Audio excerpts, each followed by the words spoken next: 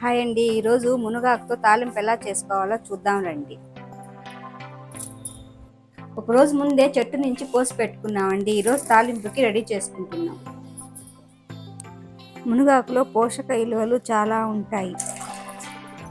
అప్పుడప్పుడు చేసుకొని తింటే చాలా బాగుంటుంది.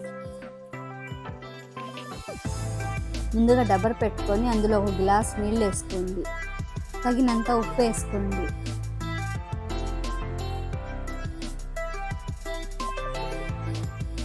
మనం కడిగి పెట్టుకున్న మునగాకుని ఇందులో వేసేసుకోండి.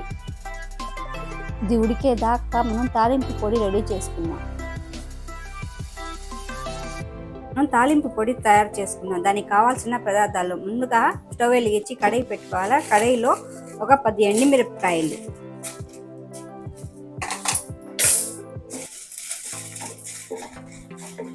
స్లో ఫ్లేమ్ మీద వేపుకోండి.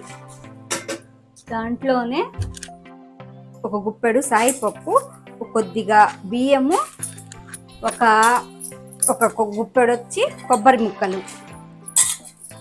ఇవి స్లో ఫ్లేమ్ మీద వేపుకోవాలి.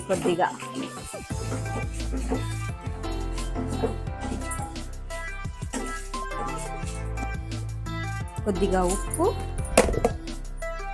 ఒక 4 రెమ్మలు తెల్లగడ్డ వేసి మిక్సీ పట్టుకోవాలి. ఇలా పౌడర్ చేసుకోవాలి. పౌడర్ చేసి పక్కన పెట్టుకోవాలి. ఇప్పుడు ఉడికిందో లేదో చూసుకుందాము. ఉడికిపోయింది బాగా. ఇప్పుడు తాలింపుకి రెడీ చేసుకుందాం. ఇప్పుడు కడాయి పెట్టుకొని కొద్దిగా ఆయిల్ వేసుకోండి. కొద్దిగా ఆయిల్ హీట్ ఎక్కాక కొద్దిగా ఆవాలు వేసుకోండి.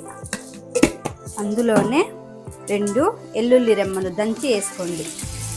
ఒక ఎండుమిర్చి ఇలా వేసుకోండి. అవి కొద్దిగా వేగిన తర్వాత ఇది అందులో వేసేసుకోండి. మునగాకు బాగా కలుపుకోవాలి. ఇప్పుడు 2 నిమిషాలు నూనెలో బాగా వేగనివ్వండి. ఇప్పుడు 2 టేబుల్ స్పూన్ల మనం ముందే రెడీ చేసి పెట్టుకున్న తాలింపు పొడిని ఇందులో వేసేసుకోవాలి.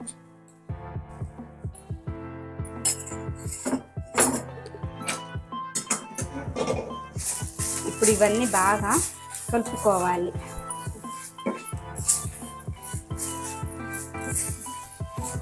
ఒక 2 నిమిషాలు కలుపుకొని తర్వాత స్టవ్ ఆపేయండి.